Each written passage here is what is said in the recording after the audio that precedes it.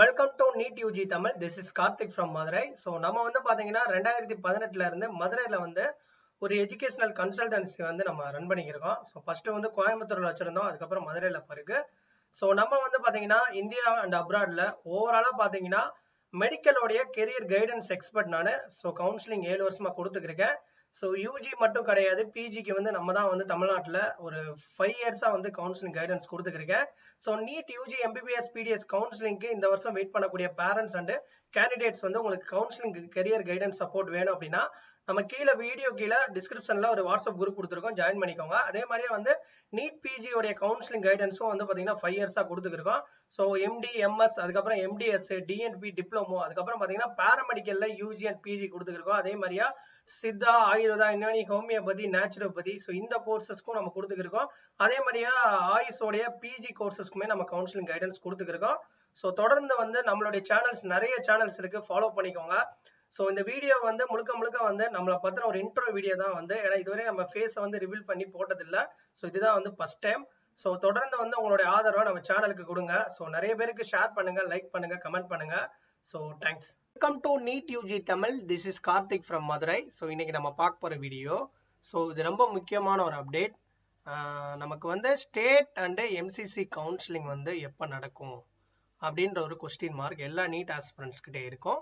அது மட்டும் இல்லாமல் நீட் யூஜியோடைய ரிசல்ட் வந்து 4ஆம் தேதி வந்து நமக்கு அஃபீஷியலாக டிக்ளேர் பண்ணியிருந்தாங்க. அந்த ரிசல்ட்டுக்கு அப்புறம் ஒரு 67 மாணவர்களுக்கு மேலே, அதாவது மாணவர் கேண்டிடேட்ஸ்க்கு மேலே வந்து பார்த்தீங்கன்னா 720 மார்க் எடுத்தது. அதுக்கப்புறம் வந்து ஒரே சென்டரில் 6 பேர் வந்து டாப் ஸ்கோர் எடுத்தது. அதுக்கப்புறம் வந்து 718, 719 இந்த மாதிரி வந்து ஒரு கான்ட்ரவர்சியாக வந்து மார்க் வந்தது. அதுக்கப்புறம் வந்து நிறைய பேருக்கு டைமிங் லாஸ் ஆனது. அதுக்கப்புறம் வந்து இந்த போனஸ் மார்க் எப்படி போட்டாங்க, இந்த மாதிரி வந்து நிறைய கொஸ்டின்ஸ் வந்து இருந்தனால இப்போ நீட் எக்ஸாம்ஸோடைய அந்த ரிசல்ட்டை அகெயின்ஸ்டா நிறைய ஸ்டேட்ல வந்து கேஸ் போட்டிருக்காங்க. இதில் முக்கியமானது என்ன அப்படின்னா, நமக்கு கொல்கத்தா கோர்ட்டில் வந்து கேஸ் போட்டிருக்காங்க. ஸோ கொல்கத்தாவில் வந்து பார்த்தீங்கன்னா அப்பீல் பண்ணியிருக்காங்க. ஸோ யாருன்றதா தன்மை ஜோட்டா பேன்னு சொல்லிட்டு அவங்களுக்கும் நேஷனல் டெஸ்டிங் ஏஜென்சிக்கும் வந்து பார்த்தீங்கன்னா இப்போ வந்து ஒரு கேஸ் வந்து அவங்களுடைய கோர்ட்டில், ஹைகோர்ட்டில் வந்து கொல்கத்தா கோர்ட்டில் வந்து நமக்கு ஃபைல் பண்ணியிருக்காங்க, ரைட் பெட்டிஷன் போட்டிருக்காங்க. ஸோ இதில் என்ன சொல்லியிருக்காங்க அப்படின்னா, மெயினாக வந்து அந்த 718, 719 மார்க் வந்து ஸோ எப்படி வந்து போட்டு வந்திருக்கும் அப்படின்ற ஒரு கேள்விக்குறி இருக்கு. ஸோ இதற்கான வந்து ரிப்ளை வந்து நேஷனல் டெஸ்டிங் ஏஜென்சில இருந்து வரணும். அப்புறம் ரெண்டாவது முக்கியமான ஒரு விஷயம் எப்படின்னா, சிவில் நம்பர் 600/2018. ஸோ இந்த ரைட் பெட்டிஷன் சுப்ரீம் கோர்ட் 2018 ஏற்கனவே ஒரு வீடியோ போட்டிருந்தேன். 2018 வந்து பாத்தீங்கன்னா ஆல் இந்தியா லெவல்ல நடந்த ஒரு சட்ட படிப்புக்கான ஒரு கிளாட்ன்ற என்ட்ரன்ஸ் எக்ஸாம்ல, அந்த எக்ஸாம் பாத்தீங்கன்னா சிஸ்டமேட்டிக்கா வந்து நடந்த ஒரு என்ட்ரன்ஸ் எக்ஸாம். அந்த எக்ஸாம் அப்போ பாத்தீங்கன்னா சிஸ்டமேட்டிக்கா வந்து நிறைய இஷ்யூஸ் வந்து அந்த கேண்டிடேட்ஸ் வந்து 2018 ஃபேஸ் பண்ணாங்க.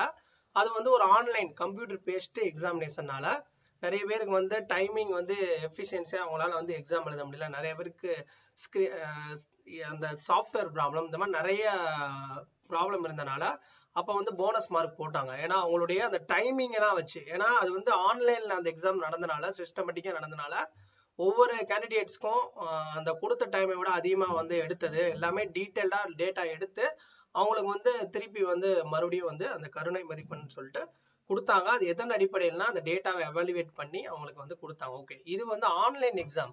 பட் நீட் பொறுத்தவரையும் வந்து ஆஃப்லைன் எக்ஸாம். ஸோ இதுல வந்து எப்படி வந்து உங்க வந்து அந்த போனஸ் மார்க்ன்றது அவங்களுடைய டைம் லாஸ் கொடுத்துருப்பாங்க அப்படின்ற ஒரு கேள்வி வந்து உங்களுக்கு எழுது. ஸோ இதெல்லாம் வந்து ரொம்ப முக்கியமான ஒரு பாயிண்ட். இப்போ வந்து என்ன சொல்லியிருக்காங்கன்னா, இதுல வந்து இன்னொரு முக்கியமான பாயிண்ட், நமக்கு வந்து மெயினா கவுன்சிலிங் பத்தியே அப்டேட் பண்ணியிருக்காங்க. ஸோ இந்த இடத்துல என்ன சொல்லியிருக்காங்கன்னா, என்டிஏ கிட்ட இருந்து இவங்க போட்ட அந்த இதுக்கு வந்து ஒரு அஃபிடவிட் கேட்குறாங்க. ஓகேவா, ரெஸ்பாண்ட் பண்ண சொல்லி ஒரு அஃபிடவிட் கேட்குறாங்க. இந்தியா கிட்ட இருந்து இந்த பெட்டிஷனுக்கான அந்த அஃபிடவிட் வந்து ஒரு 10 நாளுக்குள்ள கொடுக்கணும், ரெஸ்பான்ஸ் பண்ணணும்னு சொல்லிட்டு நமக்கு சுப்ரீம் கோர்ட்ல இருந்து வந்து ரைட் பெட்டிஷன்ல வந்து சொல்லியிருக்காங்க. இதோட ஹியரிங் வந்து 10 நாளுக்கு அப்புறம் மறுபடியும் வரும். ஸோ இதோட கேஸ்ன்னு எடுத்துக்கிட்டீங்கன்னா மேக்சிமம் வந்து 2 வீக்ஸ் மேல ஆகிறதுக்கான சான்சஸ் இருக்கு. இன்னொரு முக்கியமான அப்டேட் என்னன்னா, இவங்க வந்து ஒரு அஃபிடவிட் கொடுக்கணும்.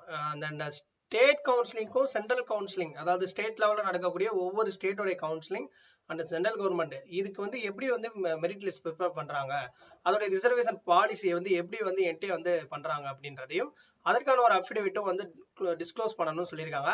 இந்த கேஸை பொறுத்தவரையும் பாத்தீங்கன்னா 2 வாரத்துக்கு அப்புறம் தான் இதுக்கான இதுல வந்து நமக்கு ஹியரிங் வரும் அப்படின்ற மாதிரியும் சொல்லியிருக்காங்க. ஸோ 10 நாள் வந்து அவங்க வந்து அஃபிடவிட் கேட்டிருக்காங்க என்டிஏ கிட்ட இருந்து, இந்த இத்தனை ப்ராப்ளத்துக்கு ஒரு அஃபிடவிட், அது போக வந்து இந்த மெரிட் லிஸ்ட்டுக்கு ஒரு அஃபிடவிட், இதெல்லாம் வந்து முடிஞ்ச ஒரு 2 வாரத்துக்கு அப்புறம் வந்து பாத்தீங்கன்னா நமக்கு ரெகுலர், அதாவது list this matter after 2 weeks under the same heading before the regular bench. So regular பெஞ்ச்ன்றது கோர்ட்டை தான் வந்து சொல்றாங்க. ஸோ இந்த மேட்டர் வந்து 2 வாரத்துக்குள்ள நம்ம இதுல வந்து கோர்ட்ல வந்து வரும் அப்படின்ற மாதிரி தான் அவங்க வந்து மீன் பண்ணி சொல்லியிருக்காங்க.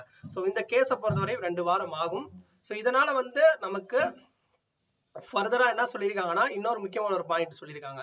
ஸோ 2 வாரம் வரையும் நேஷனல் டெஸ்டிங் ஏஜென்சி வந்து அந்த ரிசல்ட்டோட எல்லா டேட்டாஸ், அதாவது அவங்களுடைய அந்த 2024க்கான எல்லா டேட்டாஸோட ரெக்கார்ட்ஸை வந்து எந்த ஒரு சூழ்நிலையிலையும் வந்து அவங்க வந்து அதை மிஸ் பண்ணிடக்கூடாது. ஏதாவது ஒரு ரீசன் சொல்லியோ டேட்டா அழிஞ்சிருச்சோ இல்லை எரிஞ்சிருச்சோ அந்த மாதிரி எதுவுமே சொல்லக்கூடாதுன்ற மாதிரியும் அவங்களுக்கு ஸ்ட்ராங்கா சொல்லியிருக்காங்க. முக்கியமான கடைசி பாயிண்ட் இந்த இடத்துல தான் கவுன்சிலிங் பத்தி அவங்க சொல்லியிருக்காங்க. The outcome of the counseling process shall abide by the result of the right petition. அதாவது வந்து ரைட் பெட்டிஷனுக்கு என்ன வந்து கோர்ட் முடிவு எடுக்குதோ அது வெளிவந்ததுக்கு அப்புறம் கவுன்சிலிங் முன்னாடி ஸ்டார்ட் பண்ணாலோ இல்ல வந்து கவுன்சிலிங் வந்து இதுக்கப்புறம் கேஸ்க்கு அப்புறம் ஸ்டார்ட் பண்ணாலோ என்ன மாதிரி தீர்ப்பு வருதோ அதை வந்து ஃபாலோ பண்ணணும்னு சொல்லிட்டு தான் இந்த இடத்துல வந்து மீன் பண்ணியிருக்காங்க. ஸோ இப்போ இந்த கேஸ்னால ஸ்டேட் ஆர், அதாவது மாநிலம் மற்றும் மத்திய ஸ்டேட் அண்ட் எம்சிசி கவுன்சிலிங், ஒவ்வொரு ஸ்டேட் அண்ட் எம்சிசி கவுன்சிலிங் தள்ளி போகுமான்னு கேட்டா அது ஒவ்வொரு ஸ்டேட்டோடைய அத்தாரிட்டியை பொறுத்து தான் இருக்கு. பட் ஆனால் கவுன்சிலிங்கோடைய ப்ராசஸ் வந்து ஆல்ரெடி வந்து எல்லா ஸ்டேட்டுமே வந்து பேக் அண்ட்ல ஸ்டார்ட் பண்ணி போய்கிட்டு தான் இருக்கு. ஸோ தமிழ்நாட்டுடைய எம்ஜிஆர் யூனிவர்சிட்டியோட எலிஜிபிலிட்டி சர்டிஃபிகேட்டும் பார்த்தீங்கன்னா ஸ்டார்ட் பண்ணிட்டாங்க நேற்று. ஸோ எலிஜிபிலிட்டி சர்டிஃபிகேட் வந்து அப்ளை பண்ணாதவங்க எம்ஜிஆர் யூனிவர்சிட்டியில் போய் அப்ளை பண்ணுங்க, ஓகேவா? ஸோ கவுன்சிலிங்கை பொறுத்தவரையும் எப்பவுமே வந்து நமக்கு ரிசல்ட் வந்து ஒரு 15 to 20 டேஸ்க்கு அப்புறம் தான் ஸ்கெடியூல் கொடுப்பாங்க. ஃபர்ஸ்ட் வந்து எம்சிசி கவுன்சிலிங் தான் நடக்கும். அதுக்கப்புறம் தான் ஒவ்வொரு ஸ்டேட் கவுன்சிலிங்கும் இன் பிட்வீன் அப்ளிகேஷன் போட வச்சு தமிழ்நாட்டில் பார்த்தீங்கன்னா ஒரு 2 weeks அப்ளிகேஷன் ப்ராசஸிங் இருக்கும். அதுக்கப்புறம் ரேங்க் லிஸ்ட். ஸோ அந்த ரேங்க் லிஸ்ட் வரும்போது ரவுண்ட் 1 எம்சிசியில் வந்து கம்ப்ளீட் ஆயிரும். அதுக்கப்புறம் ஸ்டேட் கவுன்சிலிங் ஸ்டார்ட் பண்ணுவாங்க. இந்த ஒரு ப்ராசஸ் தான் இருக்கும். அதனால வந்து குறைஞ்சது ஒரு 2 வாரத்துக்கு அப்புறம் தான் கவுன்சிலிங் ப்ராசஸ் வந்து நடக்கும். ஸோ அப்படி வந்து கவுன்சிலிங் எந்த ஒரு ஸ்டேட் ஸ்டார்ட் பண்ணாலும் இந்த கேஸுக்கான பெட்டிஷனுடைய ரிப்ளை வந்து என்ன சுப்ரீம் கோர்ட்ல என்ன ஜட்ஜ்மெண்ட் வருதோ அதை வந்து எந்த கவுன்சிலிங்கா இருந்தாலும் ஃபாலோ பண்ணிக்கணுன்ற மாதிரியா இப்ப அப்டேட் கொடுத்துருக்காங்க, ஓகேவா? ஸோ இந்த வீடியோ உங்களுக்கு வந்து பிடிச்சிருக்குன்னு நினைக்கிறேன். இந்த வீடியோ பிடிச்சா கண்டிப்பா கீழே கமெண்ட் செக்ஷன்ல சொல்லுங்க.